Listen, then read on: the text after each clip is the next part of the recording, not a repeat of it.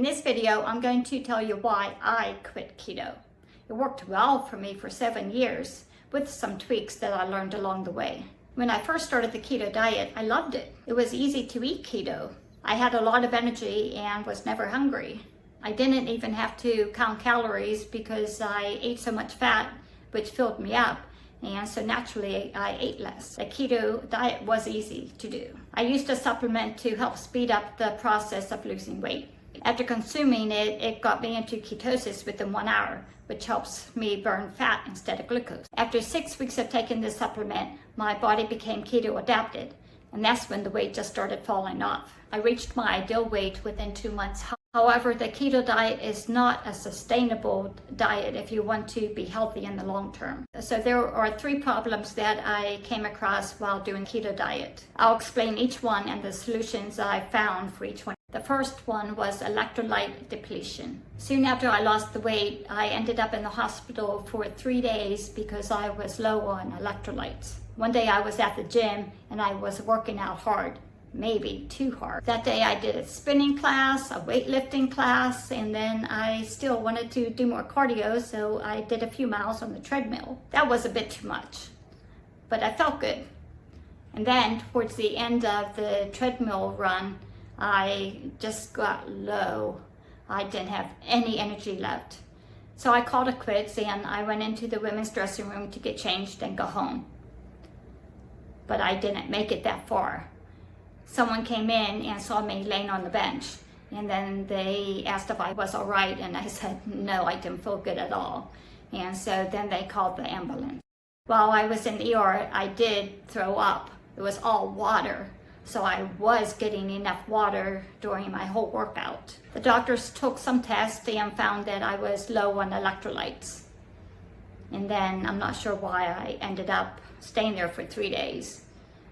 My electrolytes would go up and then something else would go down. I was in the cardiac unit. So after that incident, I decided to do some research, and then I found out on the keto diet that you do get depleted in electrolytes. So you have to supplement electrolytes into your diet. And so that's what I did.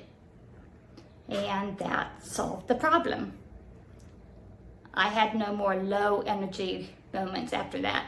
So that worked. So if you're going to go on the keto diet, I suggest adding electrolytes to your diet. I ended up adding them right into my ketones. The next problem I had was I wasn't getting enough protein. I found this out because my hair started falling out and I was wondering why. It took me a while. I was researching it online on what could be the cause.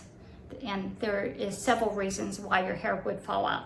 But I found that for me, it was because I was low in proteins. You're supposed to be getting 1 gram of protein per 1 pound of your ideal body weight. And on the keto diet, I was getting way below that. And so to solve this problem, I just added more protein to my diet. I ended up eating a can of salmon almost every day, and that worked. My hair started growing back, and so that got solved, and I was still on the keto diet. And the third problem I came across was that on the keto diet, you're supposed to have high fat, moderate protein, and low carbs. And because of that, I wasn't eating any fruit, because fruit is high in carbs. It's the right kind of carbs, but it's still carbs. So I found that I wasn't getting enough variety of foods. I was having mostly all fat, and I wasn't getting other nutrients into my body. I did take a supplement, and I still take supplements, but that isn't enough. So I started to eat more fruits and vegetables, even though they were high in carbs, because I wanted a more nutritious diet. And so if I increased my protein, I had to decrease my fat. Otherwise, I would be gaining a lot of weight. Can't keep protein and fats. You have to go down on something. So that takes me into the diet that I am currently on. And it's not really a diet. I just try to keep all my macronutrients balanced. So I do track all of my food now in MyFitnessPal. I use the MyFitnessPal, but there's a lot of other ones out there that are good too. So I keep track of all my calories and I make sure that most of my meals are balanced. I try for 35% fat, 35% protein, and 30% carbs. So that's why I quit keto, because it is not a sustainable diet. It is great to lose weight. I would do it again if I had to lose weight. So after 7 years of being on the keto diet, I don't regret it. It was wonderful. I loved how the keto diet helped me lose weight fast and in a healthy way. But what I would do if I would go on the keto diet again, I would change a few things. First, get your electrolytes, and then make sure you get enough protein. 1 gram of protein per pound of your ideal body weight. And then watch that you still get your fruits and vegetables in.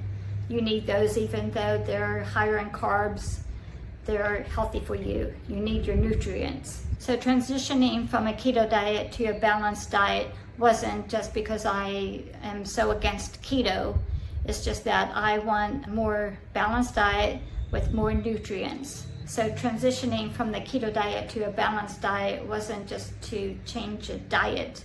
I want my nutrients and my protein for my hair, and it's great for muscles. I'm trying to build muscle too. So transitioning from the keto diet to a more balanced diet isn't about changing diets. It's just slowly I found things that worked for me. I'm just prioritizing my health and a lifestyle that works for me.